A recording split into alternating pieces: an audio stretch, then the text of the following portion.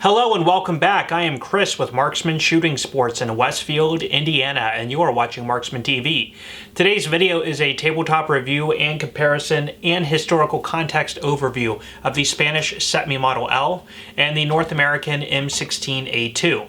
I'm going to start with the historical context and overview, as these two sort of do paint a very interesting point in time in global arms development. Also, as sort of a fantasy matchup between the two, as these two never did go head-to-head in service with one another, to see which one would be considered as more of a viable option through the 80s and 90s as these were in service. Anyway, if that all sounds interesting to you, please stick around. That's coming up now.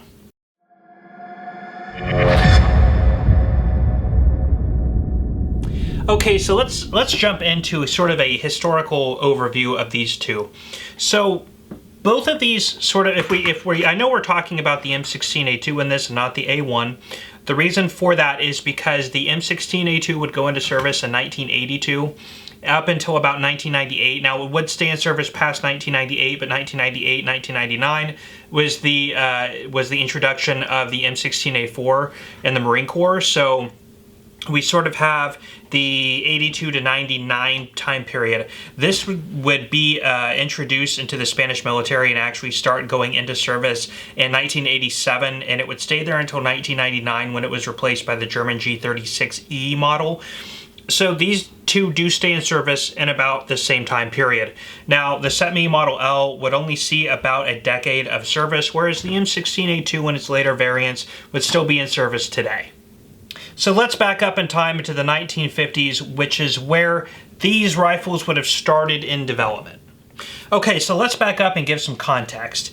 During the Second World War, everything that's issued is in a full-powered rifle configuration. You have 30-06, 8mm Mauser, 303, 7.62x54 rimmed. Everything that everybody is carrying is a full-powered rifle cartridge. Now, a lot of that would stay in doctrine with a lot of militaries around the world through the 50s and 60s, typically going to some sort of semi-automatic variation. Now, here in Spain, we have the Cetme-C, and actually what this is a Century C308. So when you see a Century C308 on your dealer shelves, it's really the configuration of the Spanish Cetme-C. And of course, in the United States, we go from the M1 Garand to the M14. Now, like I said, this is a C308. They do use Cetme-C parts when they're putting this together. PTR assembles these things for Century. And of course, this is the modern Springfield, not the original Springfield Armory, but the modern Springfield M1A, but will be a representation of the M14. Now, in both of these cases, we have the 308 cartridge. Here, this was basically in the 1950s. Ludwig Vollgrimmler, who was a German engineer, did move to Spain and help Spain in the development of this rifle. I have a very detailed history on that on the video of the Cetme-C and the HK91 or the G3 in Germany, the whole development process there, so I will leave a link to that in the description. Conversely, in the United States, you have the Ordnance Department wanting to stick with a full-powered rifle cartridge, the 308, which is essentially a redesigned and honed-in M1 Garand with a detachable box magazine, reconverted to 308 caliber, difference in the handguards and things like that. But then it was select fire. Both of them were. Both of these variants, their military counterparts, were select fire, which again, in and of itself, if you try to shoot select fire in a 308 or a full powered rifle cartridge, it is very uncontrollable and doesn't seem to be very viable. Now, also, after the Second World War, NATO had done a test, and they determined that in any type of skirmish, the side that was able to produce the higher volume of fire was more likely to win in a firefight sort of scenario. So the idea became, how can we move to a smaller intermediate cartridge? Now, of course, keep in mind the Sturmgewehr STG-44 had been implemented by the Germans in the Second World War, which fired the 8mm Kurz round, the 7.92x33, I believe is the designation on that, which was an intermediate cartridge, very similar to what we know now as a 7.62x39. It was 7.93x33, if I didn't just say that. A lot of people were paying attention to that, and the ability for a infantry person to carry a large amount of ammunition that was not as heavy, to fire in an engagement that was usually between 100 and 300 yards, which was typically the engagement distance where infantrymen and riflemen would feel more comfortable firing on their enemy. keep in mind a full powered rifle cartridge is really good with iron sights out to 1,000 yards with a competent shooter. You don't need that in most combat scenarios. Again, 100 to 300 yards was the most common engagement range in World War II. So how can we redesign platforms like this to get into something that's a more intermediate cartridge? Well, NATO put out a test for that. The United States, I do have a video on that as well, the very detailed history of the M16, the adoption of the M16 and its variants, A1, the XM16E1, the 604s and all of those variants, the 601, 602. I have a very long video on that. I will leave a link down in the description. Well, the United States settles on the 223, which would later be known as the 5.56, and Spain would do the same thing. Now, in the 60s, the United States would move from the M14 to the M16 or M16A1, whichever variant you want to call it, which was an iteration of Eugene Stenner's design. His first design was the AR-10, which was chambered in the 308. He did shop it around in places like Indonesia and places in Southeast Asia, where it did favor very well with shorter statured people. Of course, moving it to a lighter cartridge, which was first the 222 Remington and then into the 223. Very easy for people to handle and maintain. The original M16 was select fire into a fully automatic mode and was originally offered with a 20-round detachable box magazine. So again, even in a fully automatic capacity, it was very capable and very accurate and very controllable. Now, the early versions of the M16, such as the 601, were very highly criticized within the Ordnance Department, who wanted to stay with that traditional 308 battle rifle configuration. Eventually, it was pushed into service with the help of McNamara, working with the Department of Defense at the time, and what we would get as the final variation of the M16A1. Now, in about 1982, the M16A1 would then be converted, a series of modifications would take place, moving it into the M16A2. Several of those modifications would be a birdcage flash hider with the 6 o'clock position, basically the bottom of the flash hider closed off. That was to keep debris, snow, mud, and stuff like that from being kicked up if you were laying in the prone position. The forward profile of the barrel was thicker to help with heat disbursement, also to give it a more rigid profile, so if you bump it into things, you're less likely to damage the barrel. The twist was changed from the original M16A1 from a 1 in 12 twist to a 1 in 7. The handguards were changed into this sort of ribbed circular design, which was to allow people with smaller hands to get a just as nice purchase on the handguards. Now, the triangular handguards on the M16A1 were a little bit larger in profile. Also, the symmetry on the upper and lower handguard is exactly the same, and they are interchangeable. On the M16A1, the triangular handguards, you had a left section and a right section. So if you lost or damaged your right section, you would need a right section to replace it, which caused a little bit more of an issue within the Ordnance Department in terms of supplying the parts and everything. It was just like an M16A1 in the regard that it was a fixed carry handle.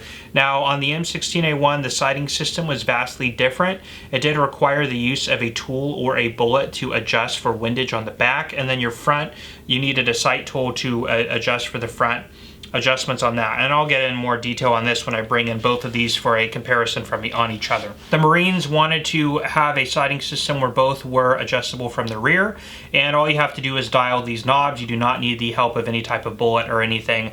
The M16A1 was standard issue with a 20-round detachable magazine. In the M16A2, they would move into a 30-round magazine. The pistol grip, they added the addition of this little notch. The M16A1 did not have this feature, so again, an A2 grip.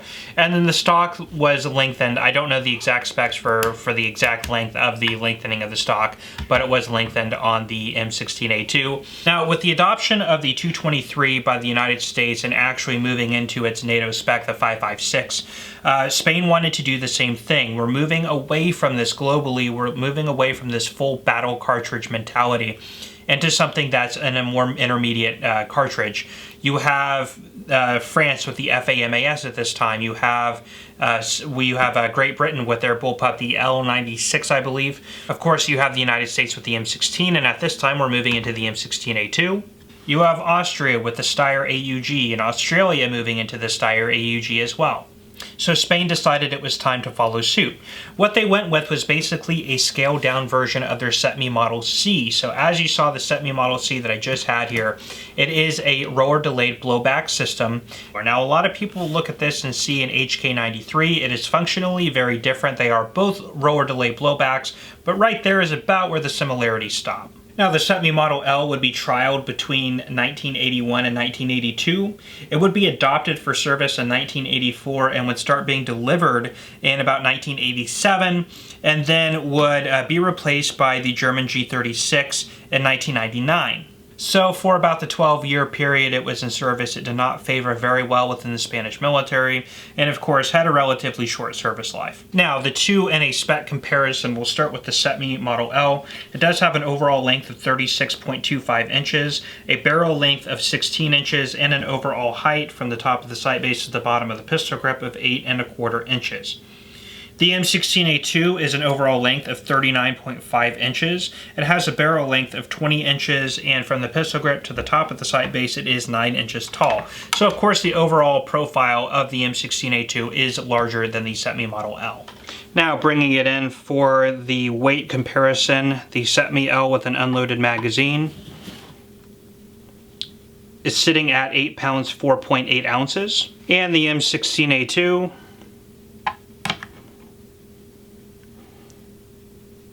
7 pounds 13.1 ounces, or 7 pounds 13 ounces.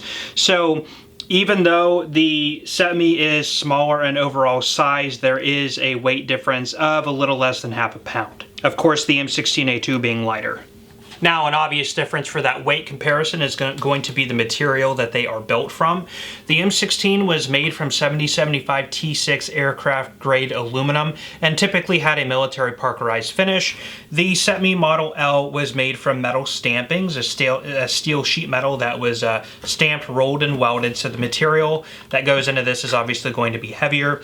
Now, the buttstock, the pistol grip, and the forward handguard are made from a high-impact plastic, whereas the furniture on an M16a2 is made from Zytel. Real quickly to cap off, I just wanted to go over sort of where these came from or what exactly these are. So this is a Hill & Mac Cetme-L that was made as a semi-automatic rifle from a parts kit. So it is not exactly a Spanish issued Cetme-L, but it's very, very close. This right here was built by me. This is an M16a2 clone, built on mostly Colt parts. It's got a palmetto lower, but it does have an actual Colt upper receiver. It does have a Colt M16 bolt carrier group. All of the furniture is Colt surplus, M16a2 surplus. Actually, this entire back end is a back end assembly from the Colt M16a4. It is brand new though. The barrel is actually a Brownell's government profile, so it is the same profile of the original Colt M16a2 barrel, which is a thicker profile up here at the front, but a thinner profile underneath the handguards. So comparatively, they're both about as close of a reproduction from their original military counterparts as we're going to get.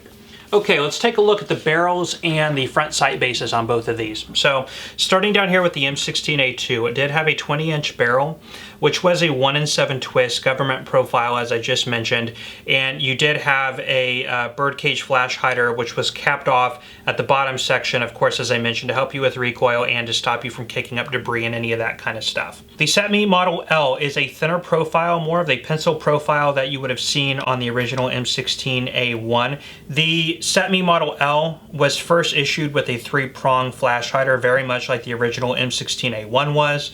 Later variations would have moved into a Birdcage flash hider, just like we see on the M16, the later M16a1 and the M16a2. Now, both of the flash hiders that would have been used on the Cetme-L were compatible to use with grenade launchers. The front sight bases on both are kind of similar in their sight picture. You do have a post, and I'll actually bring in the M16a2 first. There's the M16a2 sight post, and then that you could use a bullet tip to depress the little plunger there at the front and the kind of the 12 o'clock position right there. And then you can make gross elevation adjustments by turning this post kind of threads upward and downward. You can see here on the Cetme-L front sight post the very obvious influence that they used from the M16. It works almost identically the same way, and you have the 2 protective sight ears on either side. similar to a M16 front sight base. Now, as mentioned, here is the two-piece handguard on the M16a2. The Cetme Model L used a sort of what was called a high impact plastic, and then here this would actually be your heat shield, which travels the full length underneath the handguard here, so it is heat shielded. And if you want to take off the handguard, there's just a simple cross pin here. You back out and the handguard just pops right off. The M16a2 handguard is held in place by a delta ring, which you can remove by hand, but it's not as easy as on the Cetme. You can purchase tools to help you with this, but you will move the delta ring backward and then kind of allow the two halves to clamshell away from each other and off. They are not held in place by any screws or pins or anything like that, and they are heat shielded as well. Now, you do have a gas tube running underneath the handguards, as the M16 is a direct gas impingement. Some would argue that is actually an internal gas piston design, but for just simplicity, I'm just going to call it a direct gas impingement design, where you have a gas block here where gases travel up through a gas tube, hit the gas key, and actually the gases will go into an expansion area inside the bolt. The bolt head will work as a piston and help assisting and rotating the piston away from the bolt, moving the bolt to the rear. I know that might sound complicated. There are several videos online that explain this in great detail, but essentially it is a gas. Gases are directly pushing on the bolt to move it to the back of the receiver where it goes into recoil, and then you have a buffer and spring back here which will then return the bolt and bolt carrier back into position after the full recoil cycle. On the Cetme Model L, you do not have any type of gas system up here. Just like on the Cetme Model C or the HK91 or the G3, a lot of people think that this is a gas tube. It is not. This just houses your cocking handle, which is here. This opens up. It is non-reciprocating, and there is a rod that goes underneath the length here of the cocking tube, and when you pull on this cocking handle, it pushes the cocking tube, which interfaces with the bolt here. In fact, when I start moving that back, you can see this rod here. That is the cocking, that's the cocking handle or the cocking rod, whatever you want to call it, which just pushes immediately back on the face of the bolt carrier here, or bolt carrier extension. There is no gas involved up in this section. This system is a roller delay blowback system, so basically gas pressure will push on the bolt face itself. There are two corresponding grooves inside the barrel extension that those rollers are locked into, and there is a secondary piece of the bolt that keeps those rollers locked in place. When enough pressure has been dissipated and the bullet has left the chamber or left the barrel, it will then allow those two rollers to contract into the bolt head and then allow through recoil the entire assembly to move rearward, where then they are hit by a spring, which is held captive within the buttstock as well, a spring and a guide rod, which then returns the bolt carrier back into position after its full recoil cycle. And then once the bolt head re-engages with the front of the receiver, with the trunnion area, the back of the bolt will then push forward, rotating those rollers back into position, locking them into the barrel extension. The M16 is made of two parts, essentially the upper receiver and lower receiver. The lower receiver is this entire section here, including your stock buffer tube and buffer spring. Your upper receiver is this section here, including your barrel and front sight base and all of that. I will get into disassembly here in a minute, but this is all made out of aluminum. Now, the Cetme Model L, this is one solid receiver piece. You do have a trigger module or a trigger group housed up inside here, which I will show you when I get to disassembly. The stock is a separate section, which is you remove by removing these two cross pins, and then the stock can come off the back, whereas the stock does need to be fixed in place on the M16. It is tightened down into the back of the lower receiver, and this is all held as one single piece. As mentioned, the rear sight, you do have this peep aperture, which does toggle between two positions. And then everything, your windage and adjustments, can be handled back here. This is for your windage, this is for your elevation, this is for your windage, all handled by the user at the back. This is your charging handle for the M16, which is also non-reciprocating, just like it is on the Cetme Model L. Here is your rear sight assembly on the Cetme Model L. You have two aperture settings for 200 yards, 200 meters and 400 meters, which just toggle just like that, just like on the M16. Now, you do need a bullet tip to help make windage adjustments, just like on the original M16A1 sight. This right here is a bolt catch, so the bolt does not hold open hold open automatically like it does on an empty magazine on an M16. So if you want to, you can retract the bolt to the rear and then push that in to hold it back. Let go, it'll hold it back, and then if you want to release the bolt, you then push on this side, which will be pushed out. You just push it back in, that will release the bolt, allowing it to go back home. Your fire selector is right here on the M16. It's very simple to get to as a right-handed shooter. You just bring your thumb, I'm doing this backwards, so you just bring your thumb up and you can toggle that switch very easily. Of course, on an original, you'll go from safe, semi, and a 3-round burst. And the fire mode selector is in the exact same location on the Cetme, although it is much stiffer and more difficult to use, but it'll toggle between 3 positions: semi, safe, and fully automatic, and then actually it can toggle to a disassembly notch on the original. On this, it's just, of course, safe and semi-automatic. Now let's get into the disassembly, and we're going to see how vastly easier the M16 is to disassemble for maintenance.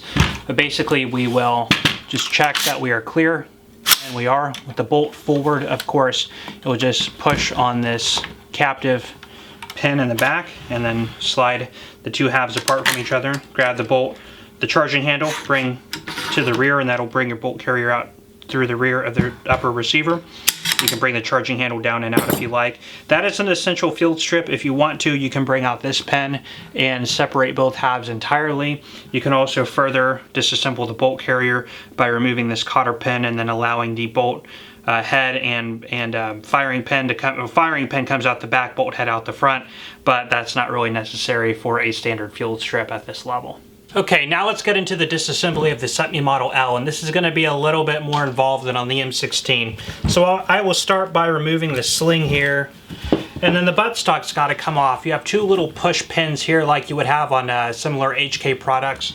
So I will go ahead and grab those and pull those out. And then like on the HK-G3 or the HK-91, you have 2 little holes here. You can go ahead and pop those into as storage. So if you're doing this in the field, you don't lose those. So then with those pins out, I can go ahead and retract the stock off the back. And then here is your guide rod and guide spring, or your guide rod and recoil spring, sorry. I will move all of that off to the side. Now, there is a similar little push pin here. This is holding in your trigger group housing inside the lower portion of the receiver. So start off by pushing on that, and there is a lot of tension being held on that by the trigger group frame. So go ahead and pull that out and then set that aside. Now this will sort of move loosely on you, and then you can go ahead and let that kind of come back a little bit. Move the selector switch down into the takedown position, and it'll kind of move itself away from the receiver. Kind of keep turning it this way, playing with the trigger group housing until it eventually just pops right out of the receiver. And then with that gone, the trigger group module will allow to kind of fall right out the bottom of the receiver. And then you can take the charging handle, pulling it to the rear, and then bringing your bolt carrier and everything out the back. Now here is the bolt head I was talking about in those 2 rollers. This, when this snapped, you see how they're kind of moved away from each other. This is just like a scaled down G3 or HK91. These rollers here, you kind of see them loose right now because the bolt is unlocked. When this goes into the chamber, the mass of this is pushed behind it, causing that gap to close and lock. I'm not going to do that outside of the receiver because it'll be difficult to get it separated again. But when that section comes behind it, those rollers will push out and lock into those recesses in the barrel extension, locking the bolt in place. That's why if you have any type of roller delay blowback firearm, when you grab that charging handle and you have to yank it back, you're fighting those rollers, the bolt head separating from the bolt carrier, allowing those rollers to fall back into the bolt head and go back to the rear. That is what's happening. That's all those forces that are required in a roller delay blowback system, and why typically spent cartridges are being ejected with such violent force, is all that force needed to direct the bolt carrier rearward. So it's a little bit of a different operating system, obviously, than an M16. Well, that is all the time I have for you today on these. Thank you so much for stopping by and checking out this video. If you have any questions, please leave those down in the comment section. If you enjoyed this video, please hit that like button. And if you want to see more content like this, please go ahead and consider subscribing to the channel and hitting that little bell notification button so you know when I'm posting new content. Anyway, guys, I will leave you with that. I am Chris with Marksman Shooting Sports in Westfield, Indiana. You are watching Marksman TV. I will see you next time.